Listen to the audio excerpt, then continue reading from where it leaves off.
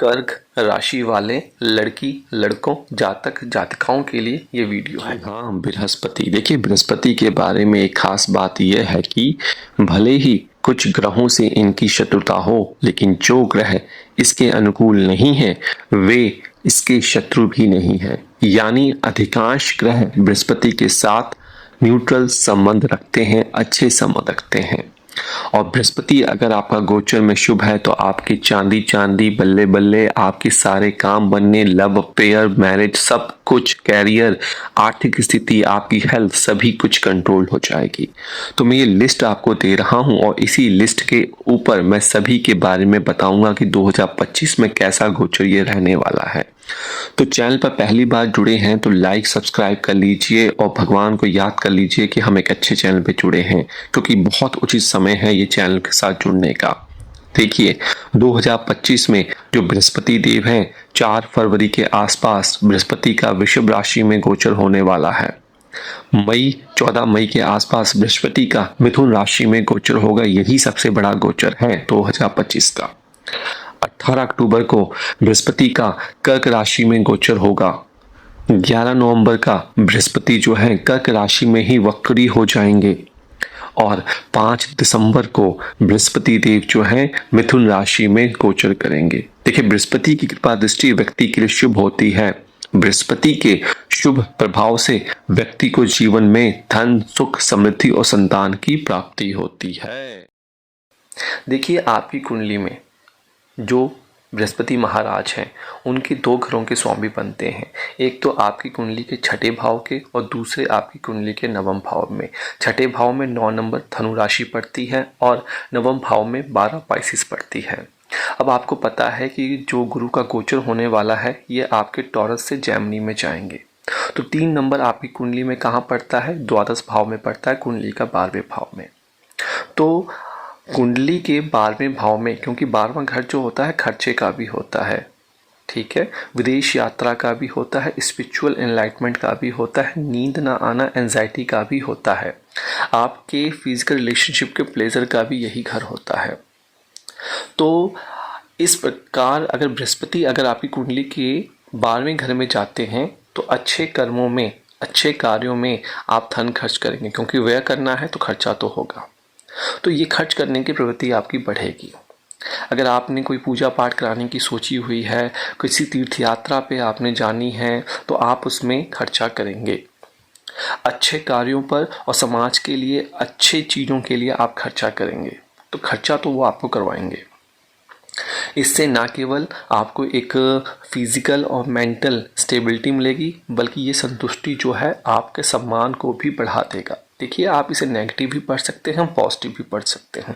Negative क्या है? खर्चा। पॉजिटिव क्या है? जब खर्चा आप अच्छे कार्यों के लिए करेंगे तो आपकी मान सम्मान स्वतः ही बढ़ जाएगा। धार्मिक यात्राओं, लंबी यात्राओं के आपके योग जो हैं वो बृहस्पति देव यहाँ पे बनाएंगे, क्योंकि काल पुरुष की कुंडली में 12वां नंबर जो होता है बृहस्पति का यही होता है। तो यदि दिल से कोशिश कर रहे हैं तो आपको विदेश जाने में भी सफलता अवश्य मिल सकती है। इस चीज़ को आपको ध्यान रखना है। तो क्लाइंट साइड का कोई मौका आपको छोड़ना नहीं है, नहीं तो लंबे टाइम तक आपको इंतज़ार करना पड़ेगा। तो आप विदेश जाएंगे भी और विदेश से वापस भी आएंगे। लेकिन 12वां घर जो होता है ये स्वास्थ्य का भी होता है, तो आपके स्वास्थ्य को भी ये समस्या दे सकता है, उसमें भी खर्चे करवा सकता है। 12वां घर आपके पेरेंट्स का भी होता है, तो उनके ऊपर भी आपको खर्चा करना पड़ सकता है। आपको पेट से संबंधित प्रॉब्लम हो सकती है, तो इस बात का आपको ध्यान रखना है। क्योंकि बृहस्पति जब जाएंगे आपकी कुंडली के 12वें घर में तो वहाँ से सीधी नज़र आपकी कुंडली के कहाँ डालेंगे? 6ठे घर में, ठीक है।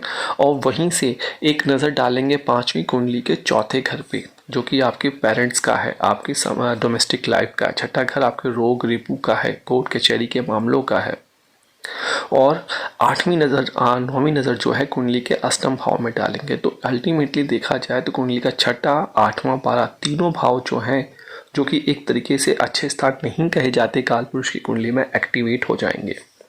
लेकिन आप सेहत पर ध्यान रखिए, पढ़ाई में अगर आपकी दिलचस्पी है तो उसमें इजाफा कीजिए।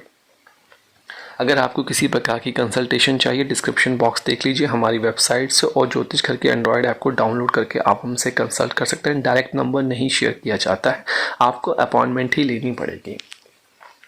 चलिए, बृहस्पति महाराज की दृष्टि जो मैंने बताया आपके कहाँ 4, 6 और 8, जिससे आपके खर्च बढ़ेंगे। आपके इन्हीं घर से संबंधित चीज़ों पे ही खर्च पड़ने वाले हैं।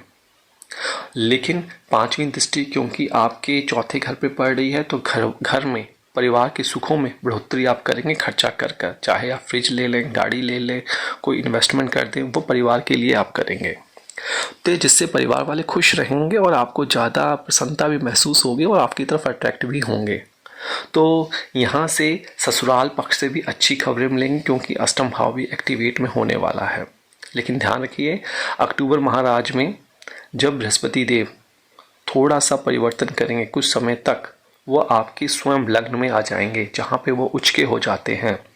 बहुत बढ़िया, शादी आपके भी वो योग खुल जाएंगे अक्टूबर में।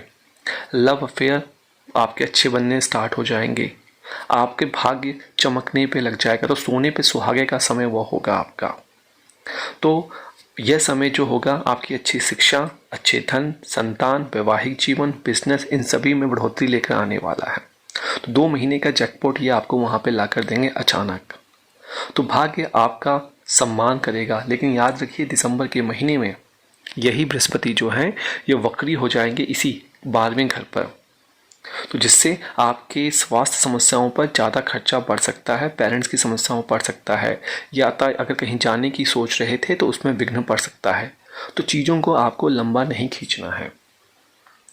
अगर समस्या आपको आए वक्री होने के टाइम पे, तो आपके क्या करना है, किसी भी बृहस्पतिवार के दिन मंदिर में जाकर केले के वृक्ष के ऊपर चने की दाल का दान करें या फिर हल्दी दान कीजिए। देखिए, सोने पे सुहागा आपके लिए सिद्ध होगा।